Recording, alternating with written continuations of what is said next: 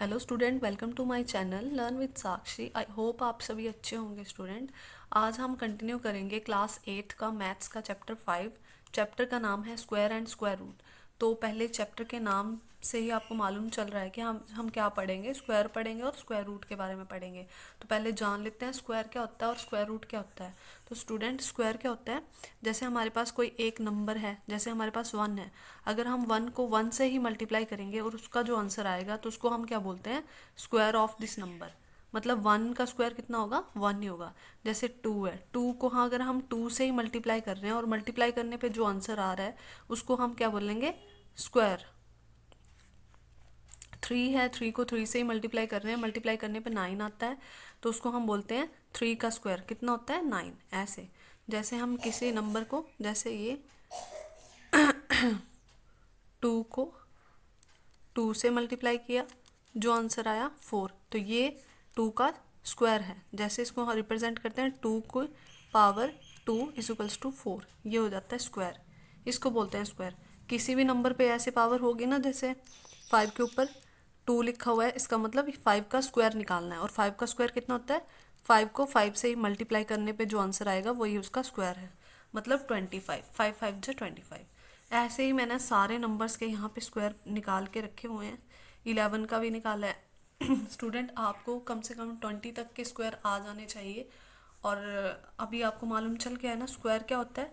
तो सेम ऐसे ही square root क्या होता है स्टूडेंट। जैसे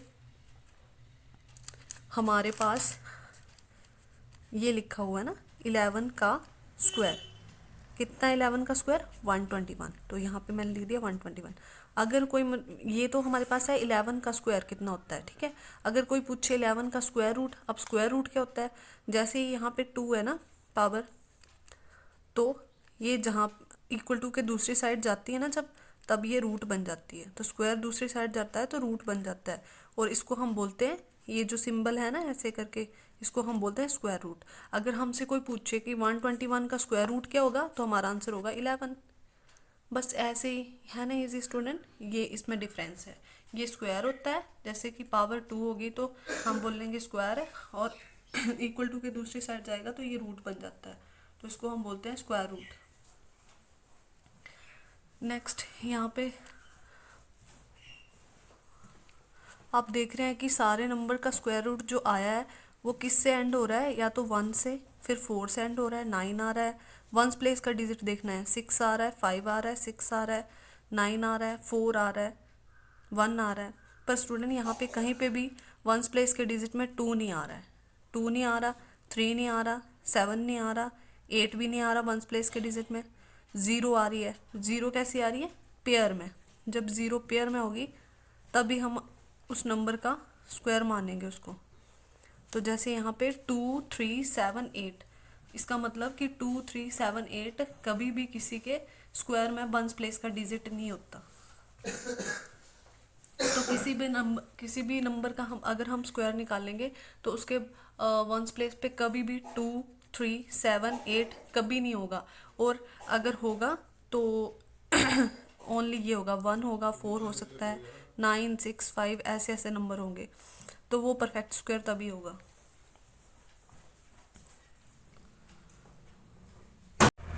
तो स्टूडेंट, कंटिन्यू करते हैं एक्सरसाइज 5.1 से। अभी आपको मालूम चल गया है स्क्वायर क्या होता है, स्क्वायर रूट क्या होता है, राइट। और किसी भी नंबर के अगर वंस प्लेस के डिजिट में 2 3 7 8 होगा तो वो परफेक्ट स्क्वायर नहीं कहलाएगा। और अगर उसके वंस प्लेस के डिजिट में 2 0 होगी तो वो परफेक्ट स्क्वायर होगा। 1 0 या 3 0 जैसे ऑड 0 होगी तो वो परफेक्ट स्क्वायर नहीं होगा। जैसे अगर पेयर में 0 होगी तो वो परफेक्ट स्क्वायर होगा। और अगर किसी नंबर के वंस प्लेस में एक ही 0 होगी तो वो परफेक्ट स्क्वायर नहीं होगा, ठीक है। ये परफेक्ट स्क्वायर नहीं कहलाएगा। कंटिन्यू करते हैं एक्सरसाइज 5.1 से, फर्स्ट क्वेश्चन से। What will be the unit digit of the square of the following number.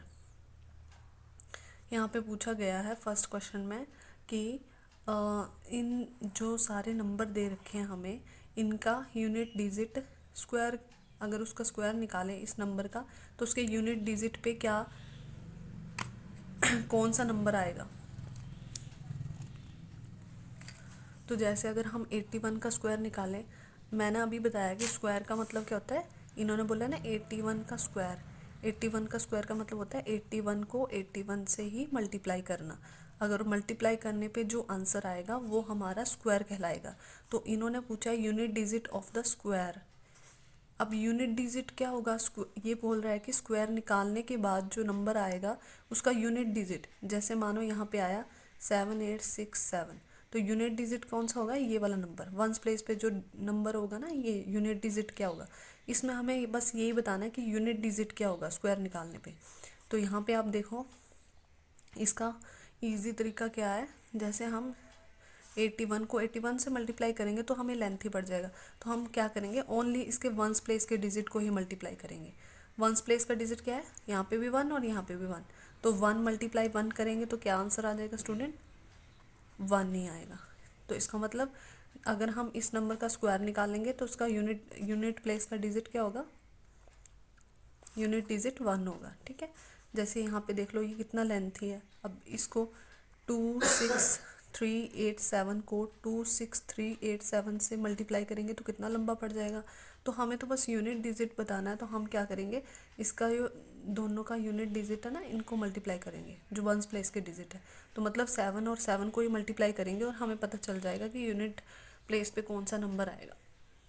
तो मल्टीप्लाई करेंगे तो कितना आ जाएगा, 7 मल्टीप्लाई 7 कितना हो जाता है 49, और यूनिट प्लेस का डिजिट क्या है 9, तो आंसर क्या आ जाएगा 9 आ जाएगा। यहाँ पे देखो 2 को ही मल्टीप्लाई करना है 2 से, 2 मल्टीप्लाई 2 कितना हो जाएगा 4, 8 मल्टीप्लाई 8, 8 8 जा 64, और 64 में से यूनिट डिजिट कौन सा है 4, तो यहाँ पे आंसर आ जाएगा 4।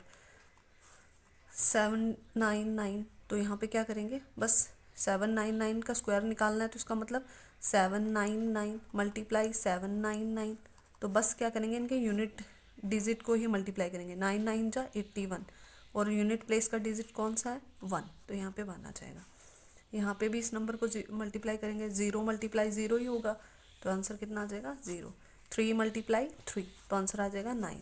6 मल्टीप्लाई 6 36, तो यूनिट प्लेस का डिजिट कौन सा है 6, तो यहाँ पे आ जाएगा 6।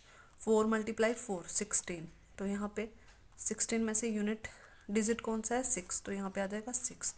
यहाँ इसको मल्टीप्लाई करेंगे तो 5 मल्टीप्लाई 5 25, और 5 क्या हो जाएगा इसमें, यूनिट प्लेस का डिजिट हो जाएगा।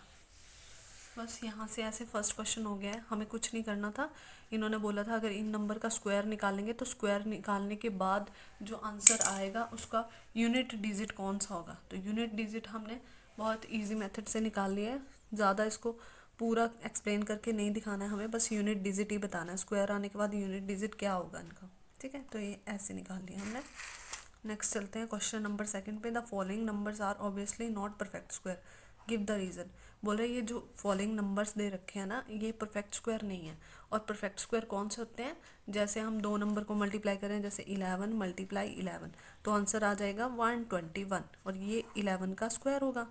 ये क्या है 11 का स्क्वायर है 121, तो ये हमारा क्या है परफेक्ट स्क्वायर है। मतलब दो सेम नंबर को हम मल्टीप्लाई कर रहे हैं और आंसर ये आ रहा है, तो ये होता है परफेक्ट स्क्वायर। ठीक है, अब ये बोल रहा है कि ये परफेक्ट स्क्वायर नहीं है, तो क्यों नहीं है, रीज़न दो।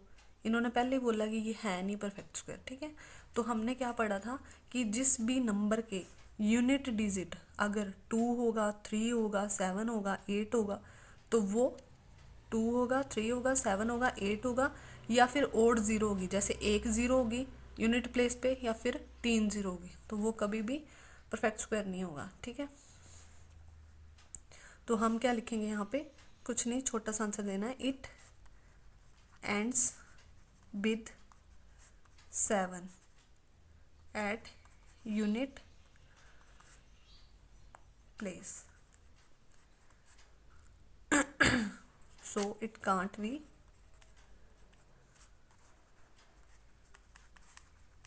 a perfect square number. बस इतना सा आंसर है, सभी के एंड में ऐसे ही लिखना है। ये किससे एंड हो रहा है, 3 से एंड हो रहा है, तो ये भी क्या है परफेक्ट स्क्वायर नहीं होगा। तो यहाँ पे लिख देंगे it ends with 3 at unit place. It ends with 8. It ends with 8 at unit place. ये इसका रीज़न है। सारे सब में आप देखोगे सेम ऐसा ही रीज़न लिखना है। यहाँ पे आप देखोगे 2 से एंड हो रहा है, 2 जिससे जो नंबर 2 से एंड होगा वो भी परफेक्ट स्क्वायर निकलाएगा, तो यहाँ पे भी लिख देंगे it ends with 2 at unit place या फिर वंस प्लेस। ठीक है, यहाँ पे आप देखो 3 0 से एंड हो रहा है ये नंबर, तो हम क्या लिखेंगे, it ends with 3 zeros, so it can't be a perfect square. Done. Next यहाँ पे देखो 2 से एंड हो रहा है, तो बस लिख देना यहाँ पे it ends with 2। It ends with 3 0 आ गया, फिर से odd number of 0। It ends with 3 zeros।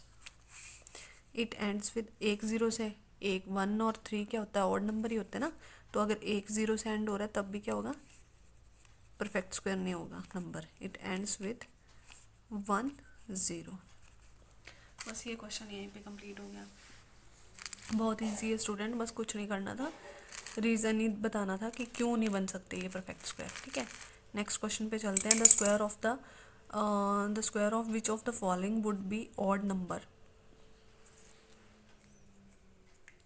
कौन से नंबर का स्क्वायर जो होगा वो भी आंसर उसका स्क्वायर भी ऑड आएगा। जैसे 431 है, 431 कैसा नंबर है, पहले तो इसका यूनिट प्लेस का डिजिट चेक करो। यूनिट प्लेस का डिजिट कैसा है, ऑड है ना।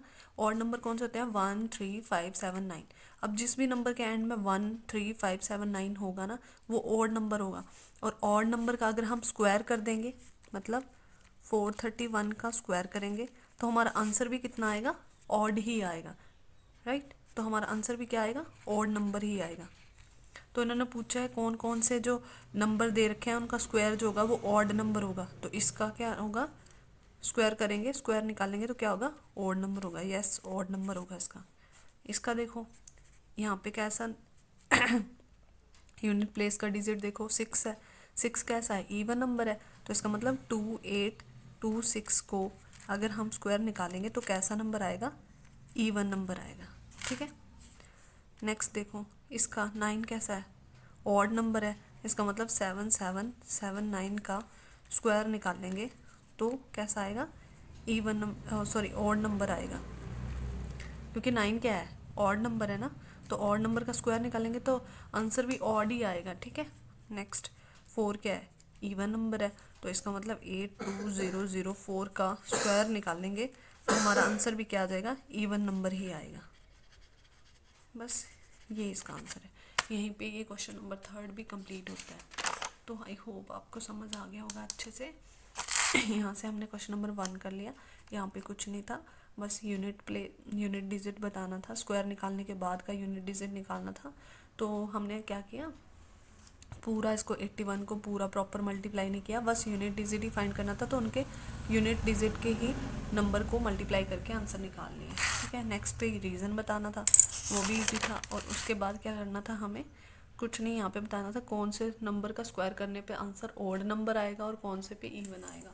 तो जो ऑड नंबर होते हैं उनका स्क्वायर करने पे आंसर भी ऑड ही नंबर आता है। ओके, बस ये बता दिया। बस इसमें से 431 और 7 का ही आंसर ऑड नंबर होगा। तो आई होप आपके लिए वीडियो अच्छा रहा होगा। तो मिलते हैं नेक्स्ट वीडियो में, तब तक के लिए बाय बाय।